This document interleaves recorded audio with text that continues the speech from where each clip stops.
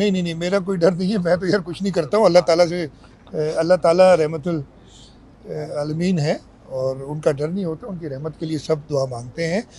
हाँ, प्रॉब्लम्स हैं, मैं आपको बताता हूँ, और यही चीज़ें हम कई बार कह चुके हैं, की बात कर चुके हैं कि अनफॉर्चुनेटली हमारे सारे इदारे जो है ना, वो एक यूनिसन में काम नहीं कर रहे। और एक हेड मेयर इस पे काफ़ी बात कर चुके हैं। टाउन्स हैं, फिर टाउन्स इंडस्ट्रियल एरियाज़ हैं, इंडस्ट्रियल एरियाज़ कहीं कंटोनमेंट्स हैं, कहीं केपीटी है, तो कहीं जो है सिविल एविएशन अथॉरिटी। ये सारी चीज़ें ना मिलने की वजह से ये प्रॉब्लम कराची में क्रिएट होता है, लेकिन जिम्मेदारी हमारी है और इंशाल्लाह उस पर काम करें। बारिशों का पता चला, कराची में बरसातें हुई, फिर ये जब ख़ास तौर पे चनाब के अंदर फ्लड आया और फिर रावी और सतलज के अंदर, तो हुकूमत सिंध ने अपनी तैयारी शुरू कर दी थी।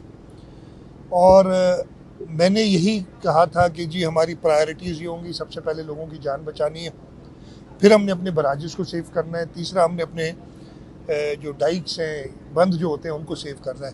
अल्लाह ताला का शुक्र है, जो पीक थी फ्लड की गुड्डू बराज से, वो अब रिडक्शन शुरू हो गई है। इस वक्त सक्खर बराज पे पीक है और इंशाल्लाह आज के दिन में मैं एक्सपेक्ट कर रहा हूँ कि वहाँ पे भी रिडक्शन शुरू हो जाएगी। इस पूरे सिंध के अंदर जो सैलाब की तैयारी थी, मैं शुक्रगुजार हूँ हर एक का कि उन्होंने अपना रोल प्ले किया है। चाहे हुकूमत का तो करना ही था, हमारा इरिगेशन डिपार्टमेंट, हमारा डिज़ास्टर मैनेजमेंट, हमारी ज़िले इंतज़ामिया, हमारी हेल्थ, हमारी लाइफ स्टॉक डिपार्टमेंट, इन सब ने काम किया है।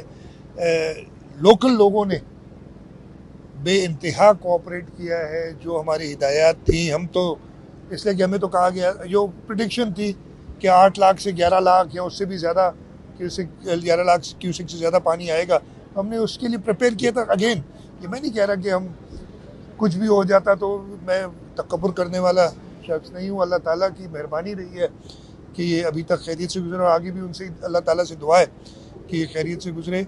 और मैं मीडिया का भी शुक्रगुजार हूँ कि बाय एंड लार्ज कोई ऐसी कभी कभी हो जाता है पैनिक फैलाने वाली बातें, अभी भी वैसे खैर वो आती हैं कि जी फलाना गांव डूब गया, फलाना, भाई कच्चे आया है, कच्चे के अंदर मैं ये कहूँगा तो फिर नाराज़ हो जाते हैं लोग, लेकिन लोग काफ़ी तो खुश होते हैं कि इनकी जो लोग कच्चे के रहने वाले हैं, आप पूछ लें कादिर से, वो बताएगा कच्चे में आप तो हैं काचे के, लेकिन जानते कच्चे वाले को भी जानते, बड़ी ज़रूरत है पानी की। मैं तो हमीद अगर सब समझा दूं आपको तो फिर उनको भी समझ आ जाएगी ना। एक सेकंड में जवाब दे देता हूँ। आपका सवाल है, देखें, ये अभी से नहीं हुआ, ये सैलाब आने की वजह से नहीं, एक नया प्लान कोई बना है।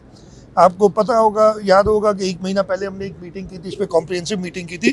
कल की मीटिंग मेरी उसका फॉलो अप थी कि जो टारगेट्स रखे थे उसमें क्या क्या है। और मैं ये बताते हुए खुशी हो रही है कि अल्हम्दुलिल्लाह जो टारगेट्स हमने अपनी पुलिस के लिए रखे थे, बाकी इदारों के लिए रखे थे, सब उन पे काम कर रहे हैं। और अगले हफ्ते एक और मीटिंग होगी इस सिलसिले में, और उसके रिजल्ट्स आ गए हैं। कोई मामला नहीं है। एनएफसी जो है वो उसकी कॉम्पोजिशन होती है, नेशनल फाइनेंस कमीशन आर्टिकल 160 के तहत होता है, जिसके अंदर चारों सूबों के फाइनेंस मिनिस्टर, एक नुमाइंदा होता है, एक वफाक फाइनेंस मिनिस्टर जो होते हैं वो करते हैं। वो अपने तरीके से करेंगे, कोई मामला नहीं, इंशाल्लाह सब करेंगे। हमारी जो कलेक्शंस हैं ऑब्वियसली, जब और एक डिमांड बड़ी ये भी है हमारी कि जो एग्रीकल्चर इनकम टैक्स है उसको रिव्यू करना पड़ेगा, इसलिए कि फार्मर को आप बिल्कुल ख़त्म नहीं कर सकते, तो उसकी वजह से अफेक्ट ज़रूर होगी। चला एक कैटास्ट्रोफी है जिसकी वजह से ज़रूर अफेक्ट होगी, और FPR की भी कलेक्शंस अफेक्ट हुई है। तो आपके सवाल का जवाब ये, अफेक्ट ज़रूर होगी, लेकिन इंशाल्लाह ताला हम अपने टारगेट्स को अचीव कर लेंगे।